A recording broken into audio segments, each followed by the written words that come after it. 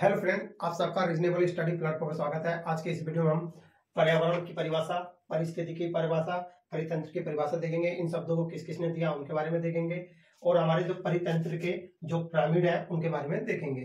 सबसे पहले हम पर्यावरण स्टार्ट करते हैं। जो पर्यावरण शब्द दिया था हमारा थॉमस कार्लाइल 1828 ईस्वी में। पर्यावरण के जो अंदर जो आता है, पर्यावरण के अंदर सारे मंडल, जैव मंडल, वायुमंडल और स्थल मंडल, इन सबसे मिलकर हमारा पर्यावरण बनता है। जैव मंडल, वायुमंडल, स्थल मंडल, इन सबसे मिलकर हमारा पर्यावरण बनता है। हमारा जो पर्यावरण है इन दो घटक से बनता है, अजैविक घटक, सजीव घटक। अजैविक घटक वे घटक कहलाते हैं जिनमें हमारा जीवन नहीं होता है, जैसे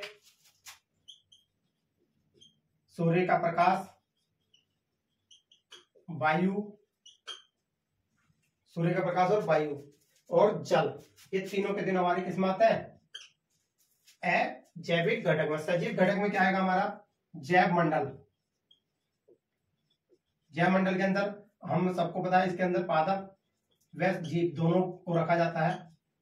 और एक हमारा इसमें मृदा मंडल, ये हम स्थल मंडल भी कहते हैं। ये सारे हमारे सजीव घटक हैं। सजीव घटक जिनमें हमारा जीवन होता है उसे हम सजीव घटक कहते हैं। अब हम देखते हैं परिस्थिति की। परिस्थिति को हम इंग्लिश में एनवायरमेंट कहते हैं। इस शब्द की जो खोज की थी, कई बार एग्जाम में पूछा जा चुका है, तो आप सबको पता है एर्नेस्ट हैकल ने की थी 1866 ईस्वी में। परिस्थिति की एनवायरनमेंट में जो हमारे मंडल होते हैं, मंडल जितने भी होते हैं, मंडलों का अध्ययन आता है। मंडलों का अध्ययन, जैसा मंडल हमारा कौन सा होता है? जैव मंडल, स्थल मंडल, वायुमंडल,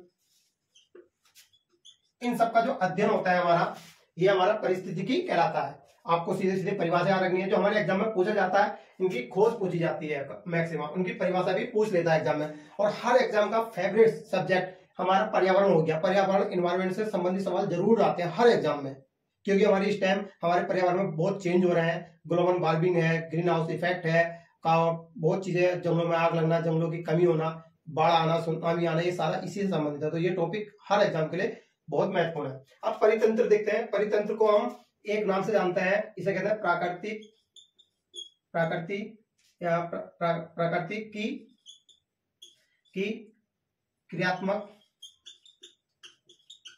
मूल इकाई।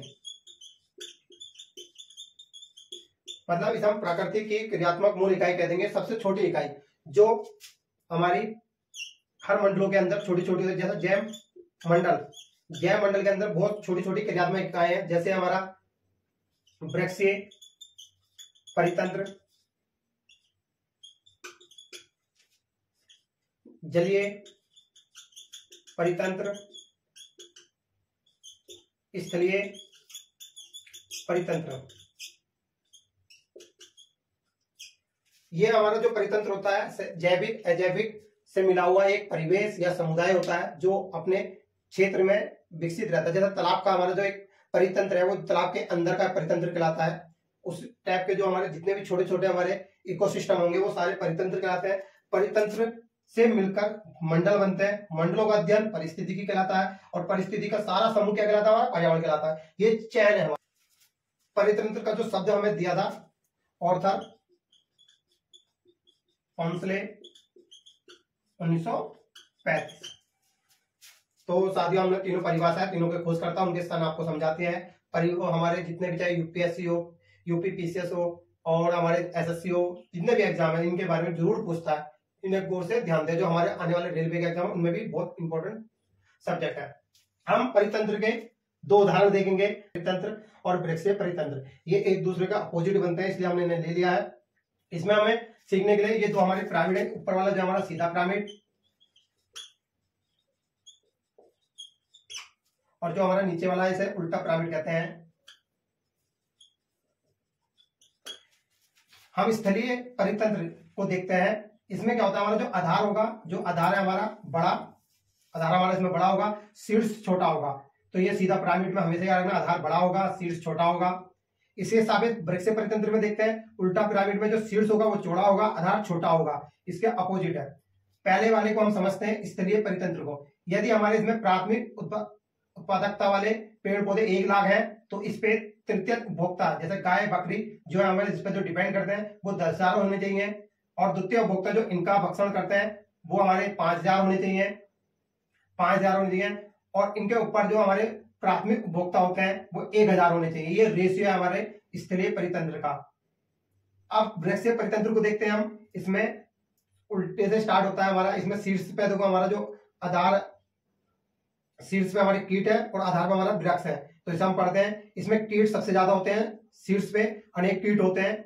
फिर उसके बाद इनका भक्षण करने वाले पक्षी उनसे कम संख्या में होते हैं और सबसे कम में हमारे वृक्ष होते हैं। एक वृक्ष का वृक्षीय परितंत्र का उदाहरण है। तो यहाँ हमने 2 आपको परितंत्र भी समझाए हैं। हेलो फ्रेंड्स, इस वीडियो में हम इकोटोन, जैविक आला के बारे में डिस्कस करते हैं। सबसे पहले हम इकोटोन देखते हैं। इकोटोन क्या होता है? इकोटोन उस जगह को कहा जाता है या उस क्षेत्र को कहा जाता है जहां पर परितंत्र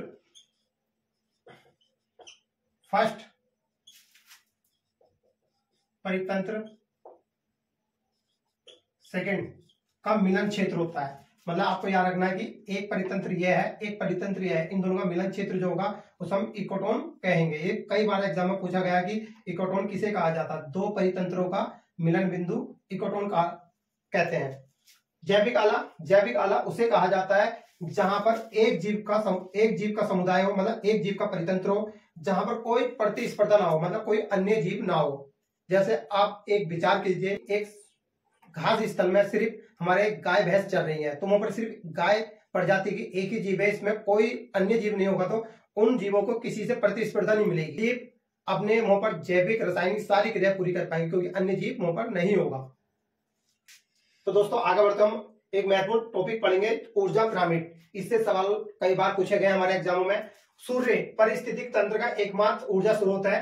हमारे जो सूर्य है ये हमारी परिस्थिति तंत्र का एकमात्र ऊर्जा स्रोत है और हमारी परिस्थिति तंत्र को निरंतर ऊर्जा देता है। निरंतर ऊर्जा। आपसे सवाल पूछ सकता है कि परिस्थिति तंत्र को निरंतर ऊर्जा की आवश्यकता है या नहीं? तो है, लगातार आवश्यकता होती है। फिर हम इसमें थोड़ा सा डिस्कस कर लेते हैं ऊर्जा प्रवाह दर। आपसे पूछ सकता है कि सूर्य की ऊर्जा जो हमारी परिस्थिति तंत्र में आती है, सबसे ज्यादा ऊर्जा का प्रवाह कहां पर होता है? तो याद रखना, सूर्य का जो ऊर्जा प्रवाह होता है हमारी पृथ्वी पर या परितंत्र में या परिस्थिति तंत्र में, वो हमारी भूमध्य रेखा पर होता है। भूमध्य रेखा पर क्यों होता है? क्योंकि सूर्य की किरणें सबसे अधिकतम कोण कहां पर बनाती है? हमारी भूमध्य रेखा पे। हमारी सूर्य की किरणें अधिकतम कोण कहां पर बनाती है? सूर्य की भूमध्य रेखा पर। क्यों बनाती है? क्योंकि वहां पर लंबवत गिरती है, 90 डिग्री पे गिरती है, इसलिए वहां पर अधिकतम ऊर्जा प्रवाह दर होती है सौर ऊर्जा की हमारी परिस्थिति तंत्र में। और न्यूनतम का होती है हमारी ध्रुवों पर, ध्रुवों पर कम और भूमध्य रेखा पर अधिक। तो ध्रुवों पर कम क्यों होती है? क्योंकि वहां पर सूर्य की जो प्रकाश पहुंचा वो तिरछी रेखाओं में पहुंचता है, इसलिए वहां पर ऊर्जा प्रवाह दर वहां पर कम होता है परिस्थिति तंत्र में।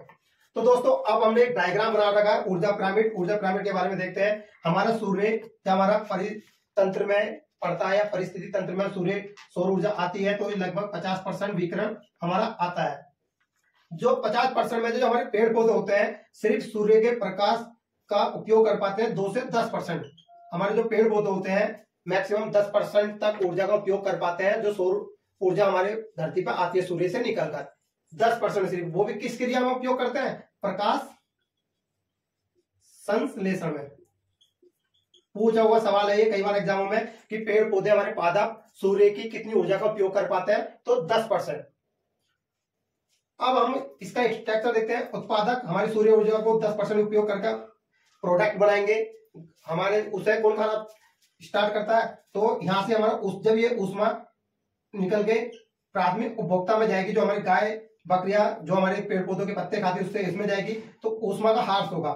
यहाँ से यहाँ मतलब पेड़ पौधों से उत्पादकता से प्राथमिक उपभोक्ता में सिर्फ 10% ऊर्जा का ट्रांसफर होता है। फिर ये पोषण, निम्न पोषण, ये उच्चतम पोषण, यहाँ से जब यहाँ हमारी ऊर्जा पहुंचेगी यहाँ पर भी सिर्फ 10% पहुंचेगी। और जो ऊर्जा यहाँ पर है बाकी का ह्रास होगा। इस उपभोक्ता में ये ऊर्जा लेकर इन्हें 100% अपनी ऊर्जा बना ली, इसका भी सिर्फ 10% ऊपर जाएगी, बाकी का ह्रास होगा ऊष्मा का। तो हमारा ये ऊर्जा या ऊष्मा ह्रास का एक सिद्धांत है, तो हमेशा याद रखना ये 10% निरंतर चलता है, निम्न पोषण से उच्च पोषण। पूछ सकता है कि हमारे परिस्थिति तंत्र में निम्न पोषण से उच्चतम पोषण तक ऊर्जा का कितने परसेंट प्रभाव होता है, तो 10%। और हमारे पेड़ पौधे भी सूर्य से सिर्फ 10% ही सौर ऊर्जा का उपयोग कर पाते हैं। तो ये हम आपको डायग्राम बना दिया है, ये आप अपने छोटे छोटे डायग्राम बनाकर अपने नोट्स बना सकते हैं। और परिस्थिति तंत्र से या पारिस्थितिकी से, इकोसिस्टम से हर एग्जाम में बहुत महत्वपूर्ण सवाल आ रहे हैं। आप सभी से इस टॉपिक को ध्यान से अध्ययन करें और आने वाले एग्जाम के लिए तैयार रहें। इस प्रकार की वीडियो देखने के लिए हमारे चैनल से जुड़े रहें। धन्यवाद।